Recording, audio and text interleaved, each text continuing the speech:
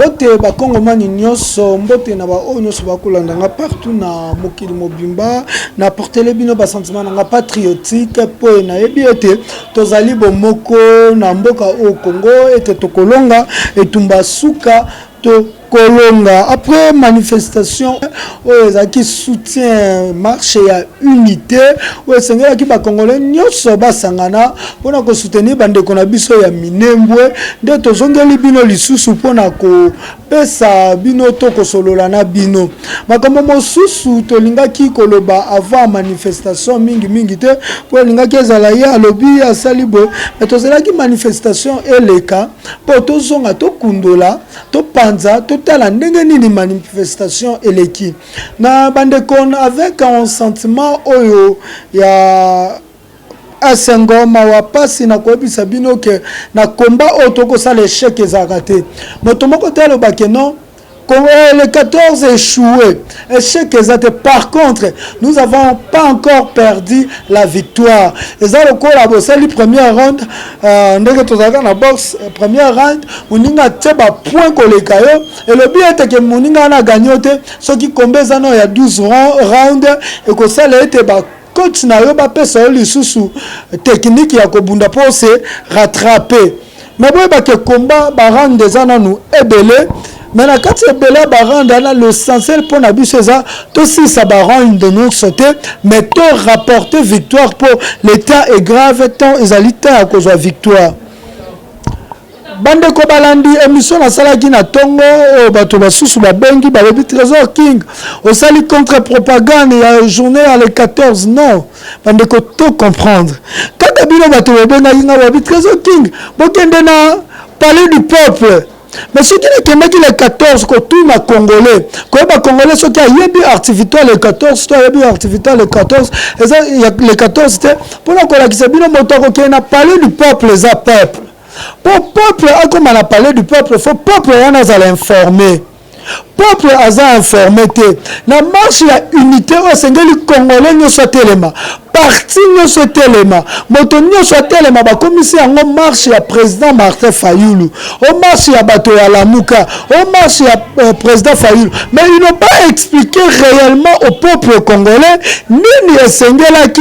To marche wana elobinine Fayoulou combat pour le Congo biso pena tout na biso faut combattre pour le Congo tika ko combattre pour la individu donc on a encore le mission belé pour ata otuni président élu Martin Fayoulou otuni papa Honoré Ngwanda otuni ba nyonso ba patriote nyonso pas ba traître bako biso ke bazana posa bato babundela bango te mais bazana posa bato babundela Congo pour bango bakoleka mais Congo nde ko sala nini ekotikala soki bisi le président Fayoulou na fayouliste na patriote ozengeli ba congolais bakoma banani ako biso na sengeli na lingi ba congolais bakoma ba patriote et na ba fayouliste pour kombo Fayoulou ezali kombo ekoki koleka mais kombo congolais ekotikalaka pour nzambe moto apesi biso kombo Fayoulou azali kombo botami na libota moko eza na signification nango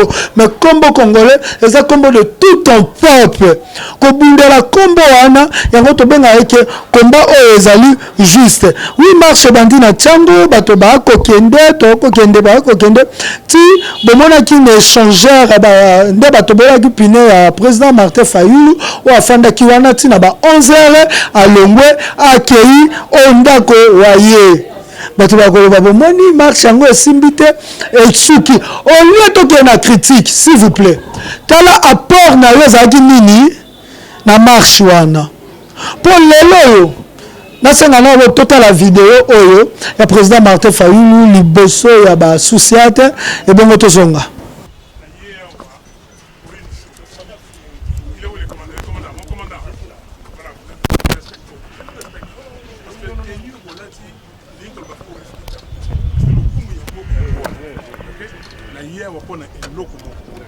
nakozonga epai na ngai na voiture nakovanda ti bokobongisa babule.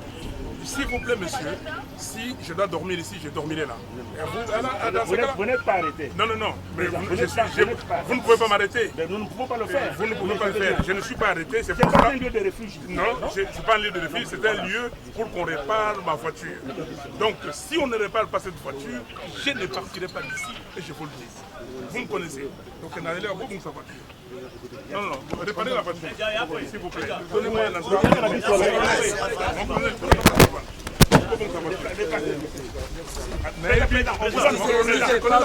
On vous accorde.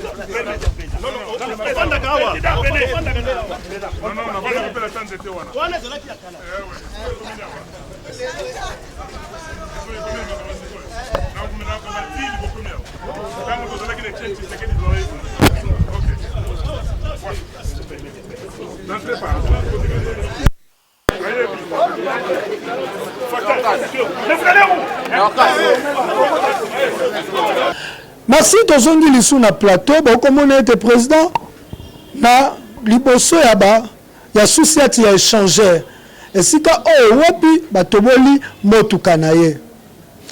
Marche oyo président Fayulu te za ba congolais biso tout oyebi ete bato bako diriger Congo bako banga président Martin Fayulu yango to sengaka information eleka congolais comprend que na ko bundela président Martin Fayulu te na bimi libanda pona président Martin Fayulu te mais na bimi libanda pona mboka na Congo ata batoboli pina président Martin Fayulu ata président Martin Fayulu afandi congolais atelemi a continuer combat. Basusu batika babito landela kulutu wa afandi basusu babito qui to continuer combat. C'est ça la force de la résistance. Mais tant que motomonika président ba kangia ba afandi ou bien président aboyi ko kende. Ba ko joa aboyi ko kende. To pesa respect na bato ba ko bunda na terrain s'il vous plaît. Respect wana po eloko. Ndoko Fayulu ko sala abimi na ntelati. Bato mususu pe baza bato mame bandeko na ya lamuka baza na Congo bakoka pe organiser pe ba marche na ba ville na bango to na ba canton na bango pe ba bimi na nzela pour eza marche malonda te eza marche ya unité nationale mais ko fanda na ba hypocrite ko fanda na ba égoïste et ko tinda bato ba évoluer te pour ba ko tala soki to bimi lelo bato na biso ba bimi lo kumu ko kende pa Fayulu eza di lo kumu ya Fayulu te za di lo kumu ya Congo. Bandeko oboko keko kabola bato. Boba de combat oza combat Congo to bunda combat ya Congo. To bunda ka combat ya ba individuité. Mais lelo na kati émission to pesa mwa moke ba technique pour to yeba esika wapi to ko sa nini to ko kende. Prochainement bandeko ekosenga organisation. Tout bolandi na mission nga ba comprendre que peuple a sous-informé. 600% ya peuple au babimi moi je dirais que congolais ayeba dit exactement ni na kobima.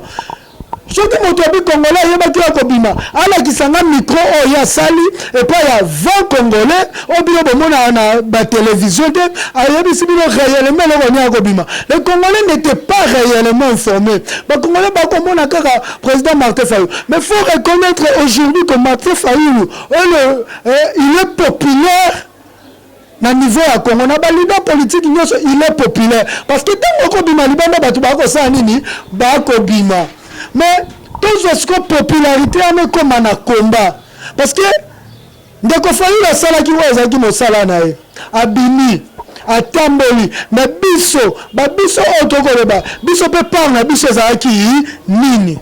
Mais likanisi na nazaki ni tokende makanisi on nazaki nango opena ko senga mbala yambo lokola toyebi ke ba marche en plein boulevard et ko senga menace ngana ko sepela marche ya mikoleko ya moto abima plein boulevard tezande na leba makambo ya marche moto na moto asala manifestation na commune na ye à neutraliser commune na yo qui n'y a pas de circulation ni de moto ni de voiture pour la commune na yo moto ko kanga yo na commune na zate pour yebi commune na ko leka bato nyonso tant moto ko banda manifestation la commune président Fayulu azana fade azala wapi le quoi ko za combat ya Congo na kati ya commune na yo omoni ke osangisi bato ya commune na yo ndebo koki ko bima ndenge ba manifestation nyonso ezalaka bokobima ntango bokobima na commune bokoki kobima bato nyonso te il faut encore ezala na bato oyo bakotikala na nsima oyo bakosala résistance yango tokoloba eza na ntina makasi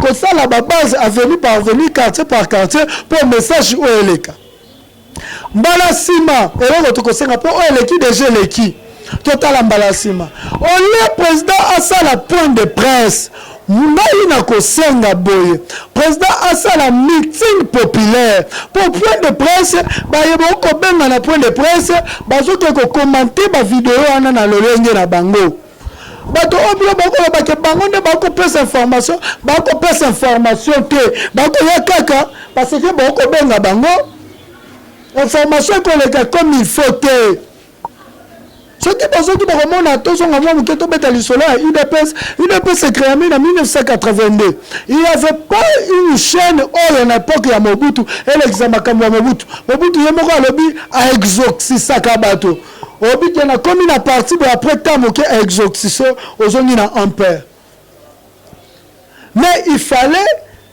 bato ba créer ba papa Kalele ba yebi procès Kalele ba créer aujourd'hui ba parlement debout pour permettre que information et quand on a classe ya c'est information le cas de bouche à l'oreille ce qui point de presse wana ezalaki au moins meeting populaire président Fayulu en 2014 na meeting wana atena million pour ce meeting ezaki na Pascal Batubanga baya meeting ya soutien na bande kwa est au peso 2014 biso toto bima population à basse classe ngai yoka pour le pauvreté et kangi bato balanda information te telaka na ba nini na seli même date muta yebi date te donc muta bola mukandeni ayebi date te et bon information ko landela ndeni muta bina bimi tongo na zonga ka fatigué muso lobi courage à la kate muso kutu chombe mege à la kate mais meeting populaire on peut permettre président Likolo ya podium pour expliquer congolais tina ezali nini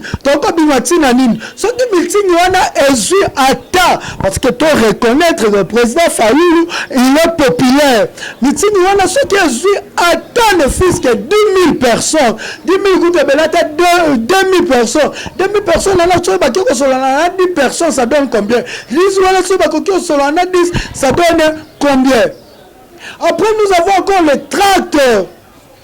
Pendant tout ce temps, il faut utiliser un nombre à bateau pour continuer à informer le peuple dans tract. À part Wana, il faut qu'on multiplie les informateurs Yanzela. Même Nzambe Mokeli, Dieu le tout-puissant, mais il a créé les anges. Ange Oyo, exactement que Nzambe Azaka Kolemba, Michael qui a eu cette information. Et Abi Michael qui a la moto, Gabriel qui a eu cette information. Mais un système et organisation, même dans les alliés. Après, ange, mais il a cherché aussi des prophètes. Oh, moto. Michael a koki Raphaël a koki kokita. Nani a koki ko sa information. Gabriel. Mais information que les canal ya nani pour nani anzima pour la lolo yo bandeko soki moto ayena mutuka na commune moko ya se batu tu ba ko kanisa ke moto ayeli biso mbongo utiliser batu o baza na classe ya batu wana pour batu ba comprendre ezalo kwa Nzambe soki Nzambe atini Gabriel abimi bende balakisa biso na ba Marie ya losako Gabriel abimi ba lobisi ayebisi batu il y aura des doutes. Mais il faut utiliser les gens comme les prophètes pour Batouba capter. Yango, biso pe na ba recensement la biso na ba organisation la biso, il faut utiliser les gens na ba base nyonso ya se. Bon négliger te bandeko ba ko sala ba mouvement de résistants, pour ba boyi comme ba parlement debout. Ba mouvement de résistants, ni sur Congo mbote na yo, Hervé Matata, bandeko wana, bon négliger bango te. Par contre, il faut multiplier. Et les gens là-bas multiplier. Ba secteur information na terrain ba informateur ba kozana tongo to bato ako ke musala ba bimi na nzela ko informer moto ako ke na musala na information tongo moto ako zonga ba bimi na nzela ko informer moto nde bongo tokoyonga etumba o tokokena soulèvement okomona ete bakobenga peuple te peuple akotelema ata bakangi président Martin Fayulu peuple akokia liboso manque ya organisation nde ekomema esika oyo président Fayulu aza na souci ya peuple boko bimana nzela kokoma ntina niveau parce que aujourd'hui toloba solo asukaka na po matete ntango komi na ya échanger ou pourrait arriver tia siko mais s'il y avait une grande foule de la population ata bayaki po batobola pina président Martin Fayulu banga bakokate parce que cette grande foule là allait résister.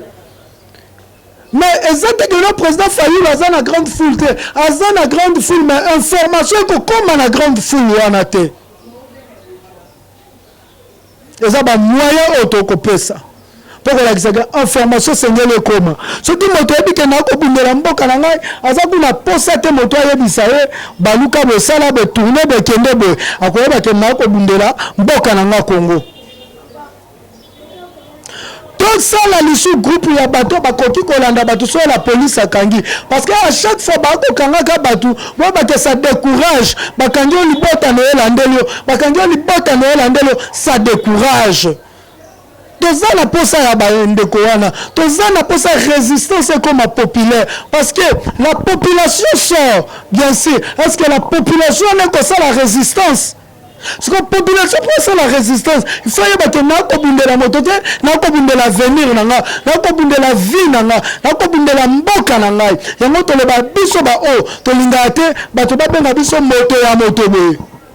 Moto ya moto be. Pourtant ba ko benga moto ya moto be, ba moni nga nzela ba ko ba ya ko bundela moto na. Mais to nga ba benga biso ba congolais pour te servir un exemple na bandeko baza Kinshasa. Ah, trésor qui na zakana sima ya moto te.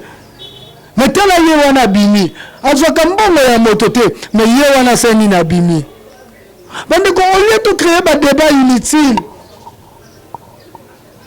to kende na combat de année à libération to que vers la fin est-ce que libération ngoko sam mais cette libération Congo samite ce n'est pas que pointer moto moko le boko biso nyoso to ba que non libération Congo so samite toza na part. Parce que ngai ndiaza neloko ya kosa na Congo yo poza neloko ya kosa quelque chose si kozali nemi aoki bandeko na bake ba capturer ba na captif plutôt